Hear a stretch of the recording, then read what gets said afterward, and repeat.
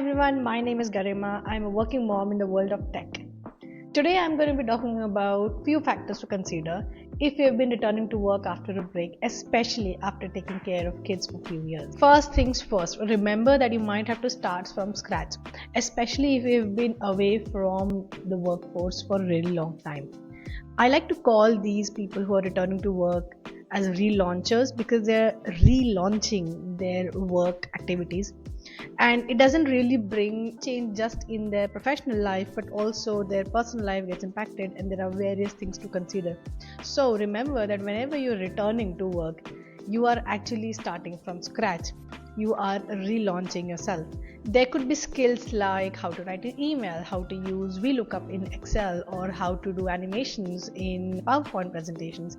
Brush up your concept. You might have forgotten them, so it's a good idea to get a grasp of all these. There are hundreds of YouTube videos and online articles to learn about these basic things that you require to be able to function in a workforce. And remember not to lose heart, because you were doing something else for the last few years and you were out of touch of the industry practices or activities that they do on a regular basis. It is a good idea to also start preparing yourself mentally when you have to return to work after the break. I know everybody's life is different, everybody's situations are different, but if you do get a chance, try to plan ahead in advance that okay, next year or in the next 6 months you'd like to go back to work, and these are the 200 things that you have to do. As moms, we are already really good at learning new things, especially first time moms. We are aware of learning a lot of new things because a lot of us do hands-on things for the first time, and therefore learning is really not a problem. It's just about knowing what to learn for the industry that you want to get in.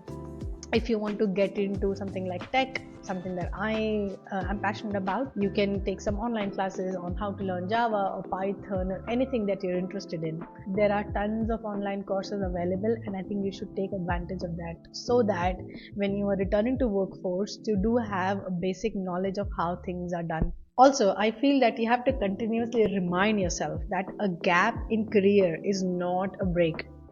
Especially if you're out to take care of kids, remember that taking care of kids and raising kids make you a better leader. You're more empathetic. You are better at conflict resolution because you've been managing these toddlers or these kids for a long time. I feel that these relaunchers are much more settled in life. They're less interested in office politics. They just come, do the work and go back home because the responsibility of taking care of kids has not finished. It's just that they need them less. And therefore they are less interested in office politics or any sort of drama. They get work done and they leave for home. I do meet a lot of women who are trying to return to work say that, oh, but I have lost touch, and what would my colleagues think of me if I haven't been in the workforce for this long? And for those, I want to say that remember that people's opinion or people's views are frozen in time. So if you were working with your colleague previously, they would not remember you as somebody who was in pajamas for the last few years, but they would always remember you how you left. So people's view about you is always frozen in time, and I think you can take an advantage of that. They don't know that you were struggling to juggle multiple things at the same time. All they know is that when they used to work with you, you were fantabulous, and that is such an advantage, such a confidence booster. Even if your self-worth has diminished over time, this really adds up to boost up the confidence. One other thing the relaunchers need to keep in mind is that yes, you're starting from scratch, and yes, a lot of these conversations really do not go anywhere. Only some of them, only a handful of them will get converted into a job opportunity. Of course, you are eager to get back to workforce, but remember that if you have taken a break for some time, it's hard for somebody to bet on you. And there are only few people out there who would trust on you and say, yes, you are the one that I'm looking for. So don't be discouraged and keep applying and keep having this conversation. Now, let's talk about how to get identified for an interview. What is it that you should do so that if there's a hiring manager, their eyes go on you and your CV and they want to hire you?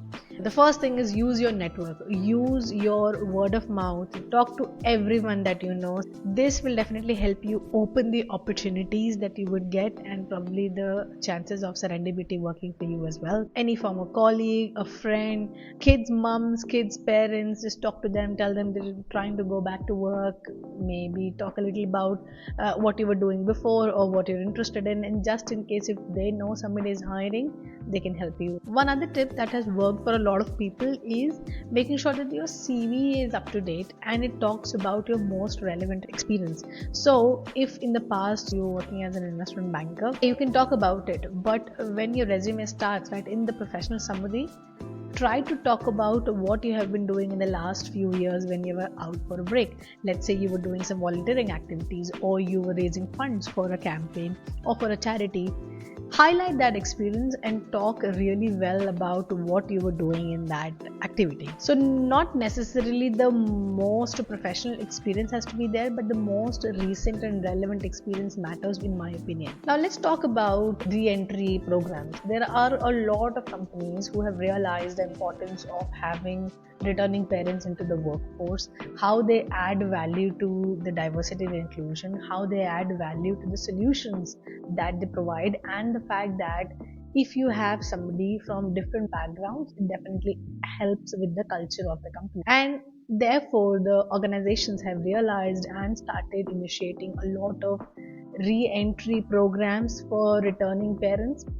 There are a lot in the finance industry, some in tech industry, and they really help the women who are trying to get back into the workforce. And see how far we have come. There was a time when if you had a gap in the CV, it wasn't considered good, and now there are programs being designed for people who are trying to get back into the workforce, and you're not even eligible if you don't have a gap in the CV. Let's talk a little bit about why do employers do not want to hire people who have gaps.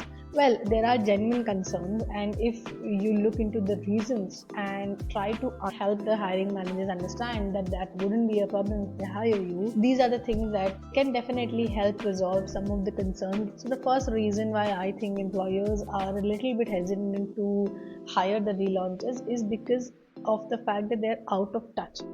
Either it's technology or the jargons or the big words. Sometimes because they've been out of the workforce for a long time, they have forgotten how the industry operates. And like I said earlier, if you know what you want to go with, which industry you want to focus on, there are tons of reading materials, YouTube videos, and classes in person and online that you can take in order to upskill yourself, and that will definitely help the hiring manager take a bet on you, that because you've done the training, you're a little more serious. The other reason why I feel, especially with mums, is that there's a preconceived notion that there will be unplanned leaves, of course, because we have kids and kids can fall sick anytime, and to take care of those sick kids you might have to take off.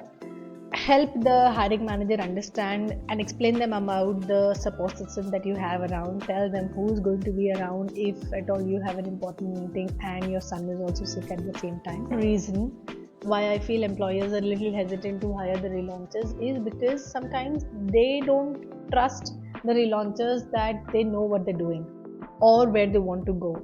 But that could be the case even with somebody who's been in industry for 20 years, right? You don't know always what you're looking for. But one of the ways to handle it is to do an exercise where you're clear on the industry that you want to focus on or the career path that you want to take, and give that confidence to the hiring manager that you are sure of what you want to do in the coming future. I'm now going to talk a little bit about internships and how they can help returning moms. Internship basically is a professional experience where you go out to a company, work for them for a short duration, and it's more of a learning experience than using your expertise to deliver anything. A lot of tech companies use interns because the knowledge that they get in the universities doesn't always match with how the industry operates, and therefore to fill the gap, the students or the fresh graduates or postgraduate students, they have to go through the internships, and that helps understand how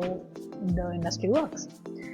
I think returning moms can also take advantage of that. Remember that they are far more settled in life than a fresh graduate because of the maturity that they carry that comes out after raising kids. And it's a win-win opportunity for both the relauncher and the organization, because the relauncher gets an opportunity to learn and experience what is it going to be in the real world, and the employer, they get to postpone the hiring decision for the duration of the internship. They don't have to go through 5 or 6 series of interviews, which is not the most efficient way of hiring somebody. The employers get to decide on the basis of a work deliverable that's been delivered by the relauncher, and that definitely gives a lot of confidence to the hiring managers who attach some apprehensions around hiring relaunchers. This reduces some of the risk for both the relaunchers and the hiring managers, because both of them have been able to experience each other for a longer duration and not just during the interviews. If you have come this far, thank you for watching. If you find this video useful, please hit the like button and subscribe button for more such videos. I'm going to see you in the next video. Until then, take care.